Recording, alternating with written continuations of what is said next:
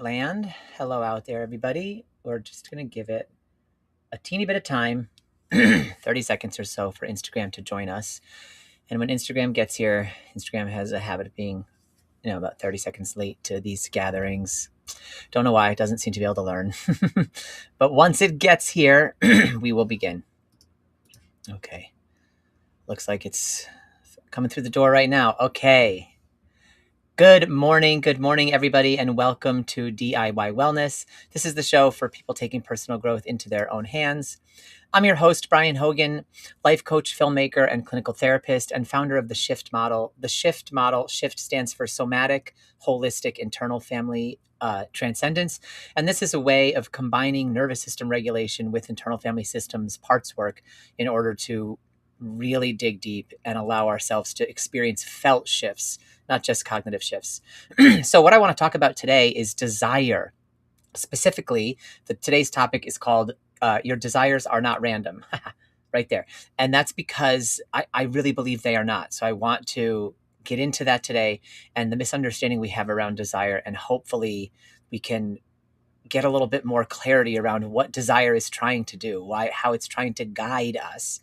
And then we'll spend the last 10 minutes of this sort of 20-minute session in a shift practice, in a somatic, holistic, internal family transcendence practice with EFT tapping, in order to actually feel this, to feel into and reconnect with the spark of our joy, the spark of our desire, and our inherent fascinations. So let's begin with a radical idea. I've already kind of touched on it, which is I believe your deepest desires are not random. I believe the things that fascinate you, the things that pull you, the things that keep showing up throughout your life are not distractions. What if they're directions? Instructions, actually. The thing is, most of us were taught the exact opposite.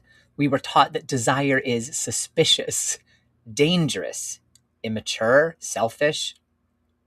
That desire was something we had to control or delay or maybe earn our way to. Work first, play later, responsibilities first, dreams later. Do what you have to do, and then someday, if there's enough time, if there's enough money, if there's enough approval, then you can finally pursue what you actually want. Then and only then. And that sounds responsible. It's definitely cultural, but it contains this hidden assumption that is actually very dangerous. And the assumption is this, that your desires are secondary, an afterthought, a luxury, a reward. But I really don't believe that that's true. I believe that desire is one of the most sophisticated guidance systems that we possess. Not all desire, though, and that's really important. Not every craving, every impulse, or every appetite. Culture has learned how to hijack desire. Advertising hijacks it, status hijacks it, approval hijacks it. Consumerism, trauma, addiction, they can all hijack the guidance system of desire. And then what you have there is those are conditioned desires, acquired, installed desires. But beneath those, there is something older there, something quieter, and something that existed long before culture got its hands on us. Think back to the child fascinated by music, or the teenager obsessed with stories, or the person endlessly curious about nature or numbers, the one drawn toward helping or creating, the one drawn toward understanding, the one drawn toward adventure. Those desires are different. They have a different flavor. They don't feel like, I need this to be okay. They feel like, I come alive when I'm near this. And that is an important distinction. Modern neuroscience tells us that attention is not random.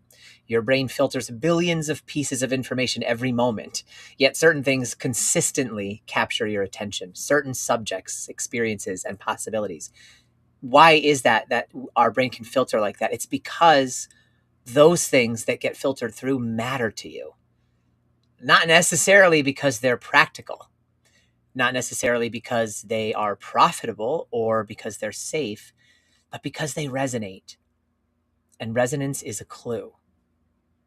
This is where I think ancient wisdom enters the conversation, because the Taoists believed that every being has its nature. An acorn becomes an oak. A river flows downhill. A bird flies. And nobody has to teach them this. The blueprint already exists. And it's the same with us. No one has to teach us what to long for and what to desire.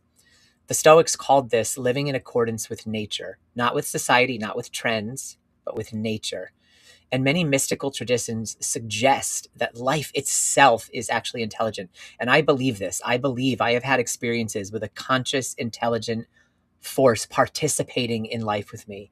And there's this organizing principle within reality, a tendency toward growth, toward expression, toward unfolding. And you can know that that's true because if you get a cut on your hand and it's clear of any infections or debris, you don't have to put any effort into healing. It heals because your body has a tendency toward growth, toward wholeness, toward reconciliation. So does all of nature. I don't know exactly what the intelligence is, but I know this, that the deepest desires of my life have consistently pointed me toward growth, not toward comfort, but toward growth. The missionary work I did, the filmmaking work, the healing work, the teaching, the storytelling, none of those were logical choices for me. And all of them started as fascinations, as things that absorbed my attention. And that's the pattern that I keep seeing, actually. Desire is guidance disguised as enjoyment. Desire is guidance wearing enjoyment clothes. And the enjoyment gets our attention, but the guidance changes our lives. So this is why fascination is so important, why desire is so important, because fascination creates the flow, and flow creates the movement, and movement creates opportunities, and opportunities create lives. There's just an issue where that trauma and cultural programming can muddy this signal. So the nervous system learns fear, the mind learns approval seeking, the emotions learn not to be felt, and the body learns to contract. And suddenly we can't tell the difference between what do I truly desire and what have I been trained to want. And the healing journey is not about eliminating desire at all. It's actually just about refining it, listening more carefully, and separating the signal of your true desire from the noise of your trauma and cultural programming. And eventually, we will discover something beautiful. Like the cliche says, the heart wants what the heart wants, not because it's impulsive, not because it's irrational, and not because it's been taught anything by culture, but because some part of us arrived here in this incarnation, in this life, already leaning in that direction, a direction toward meaning, toward contribution, creativity, connection, toward aliveness. And our job is not to manufacture it. Our job is just to listen to the desire, to our guidance disguised as future enjoyment, because your deepest desires are not random. They are breadcrumbs, and they truly are trying to lead you home to your best life, to the journey that will feel most aligned for you in this lifetime.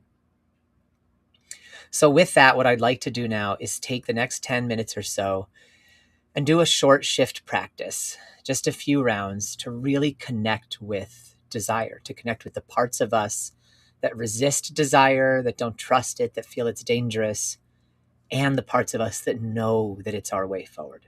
So take a deep breath and just allow your body to settle here for a moment. And bring to mind something that you've wanted for a long time, like a dream, a longing, a fascination that you haven't let yourself pursue, some possibility. And there's no need to judge what comes up, just notice it. And when you're ready, you can just begin tapping with me on the side of your hand. And remember that the shift practices here are repeat after me and eyes open practices. So there's nothing that you have to learn or know or figure out what to say. That being said, if you feel comfortable with the tapping points and you want to close your eyes, you're more than welcome to. You can't get this wrong. And if anything that I say doesn't resonate and fully ring the chime of truth for you in your body and heart and soul and mind, then don't repeat it. Instead, change those words to something that does fully resonate with you as truth. Because trauma healing happens when there is safety and truth and compassionate witnessing. The safety is created by the shift practice. The truth is created by you only speaking and feeling into what feels true for you. And the compassionate witness is this community holding each other. Even though part of me has forgotten what I want, I acknowledge that part. Even though I've spent years focused on survival, I honor that. Even though my desires feel distant, I'm open to reconnecting. Top of the head. I've forgotten what I want. Eyebrow. That part of me has just been surviving. Side of the eye. Just coping. Under the eye. Just adapting. Under the nose. I've been getting through. Chin. Maybe that's okay. Collarbone. Maybe I needed that. Under the arm. And maybe I can reconnect now. Yeah, just close your eyes there. Put your hands over your heart and stop tapping for a moment. Take a nice, slow, deep breath in through the nose and a long, slow exhale through pursed lips. Just tune into the part showing up and see if it's willing to share. What did you love before you learned who you were supposed to be? What did you love way back then? Underneath culture, underneath trauma. Maybe you don't know, maybe you can't tell, maybe the part doesn't know. That's okay. Just see whatever comes up and allow whatever comes up to be and to be okay. And when you're ready, you can join me on the side of your hand, and we're going to continue tapping. Even though part of me is afraid to want things, I acknowledge it. Even though wanting feels vulnerable, I honor that. Even though disappointment hurts, I am willing to listen. Top of the head. It feels risky to want. Eyebrow. What if it doesn't happen? Side of the eye. What if I fail? Under the eye. What if I get hurt? Under the nose. What if I'm disappointed? Chin. What if I don't deserve this? Collarbone. This fearful part trying to protect me. I see you. Under the arm, I see you. Stop tapping there. Take a nice, slow, deep breath in through the nose and a long, slow exhale through pursed lips like this.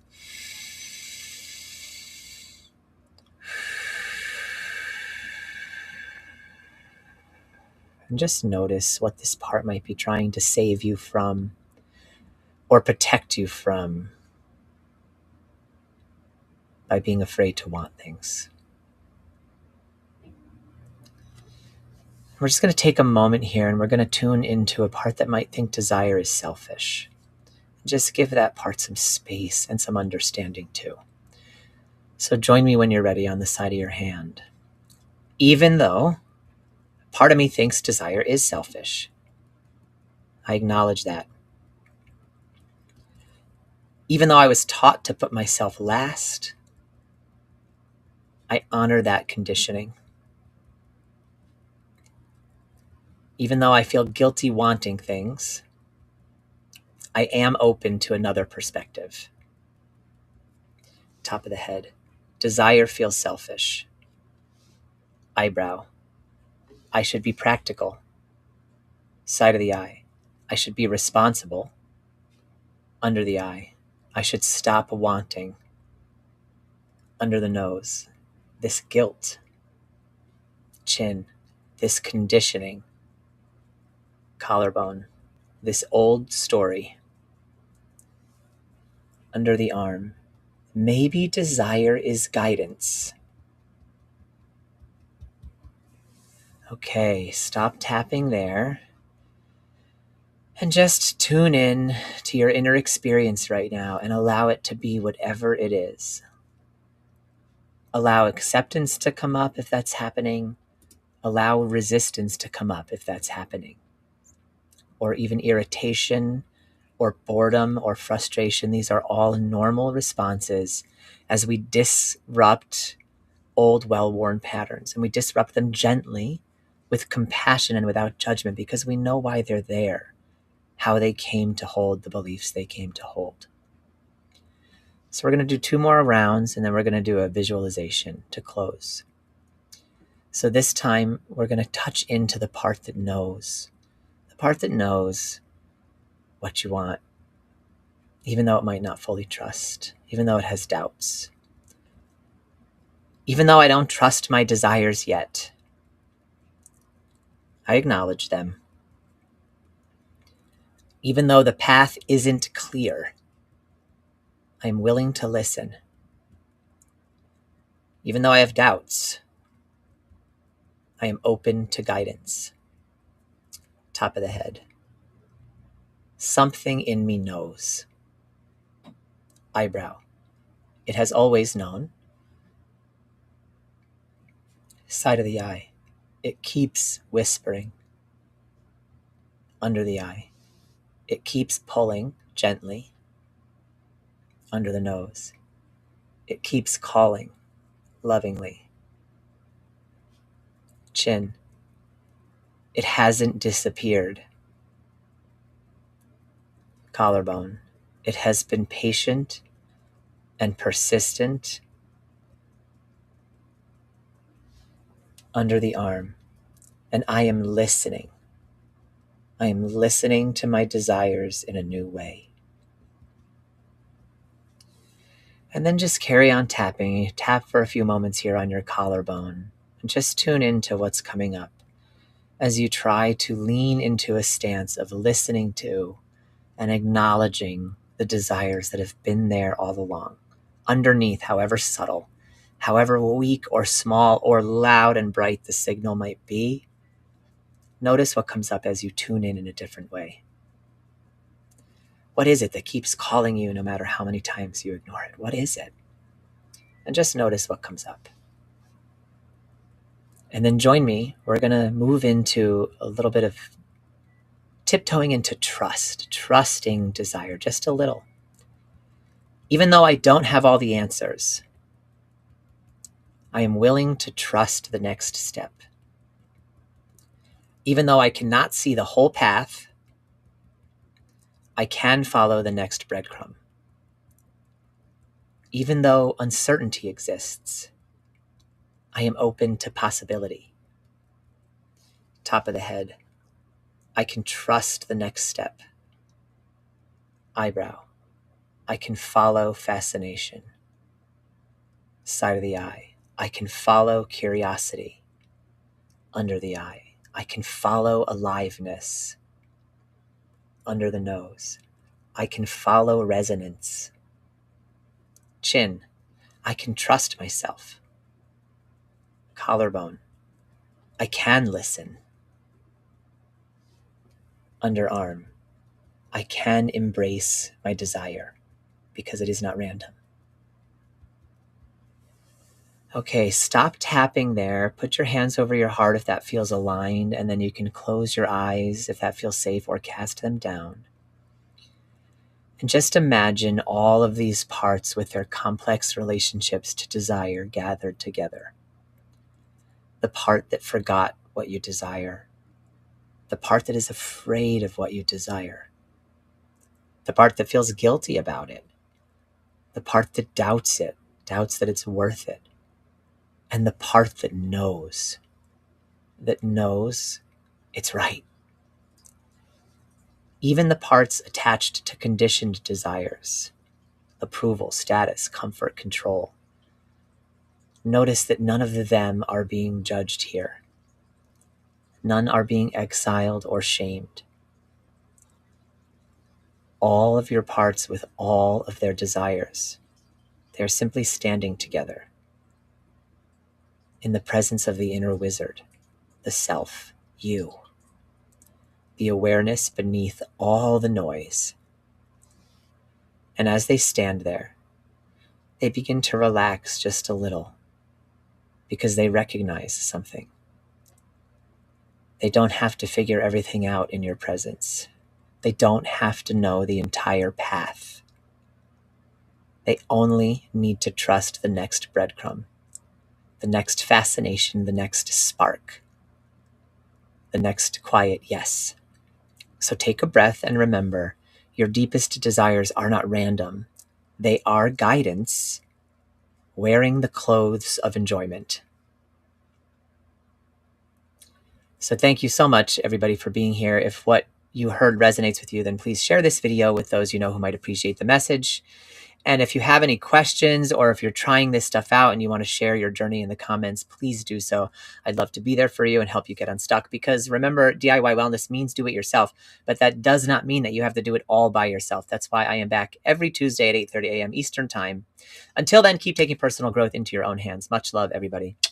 Oh, I am meant to remind you that I am doing a free live call on Tuesday night, June 23rd. So that's next Tuesday, Tuesday night, June 23rd at 7 p.m. called Holistic Desire and Beyond. It's free. There's nothing you have to do other than click the link in my bio, and you can like grab the Zoom link, and then you can show up on Zoom next Tuesday night at 7 p.m. if you are interested. And we'll go a little bit deeper into this very topic, embracing desire in a way that's holistic and brings the entire nervous system on board. Okay, thank you all. See you soon. Much love. Bye.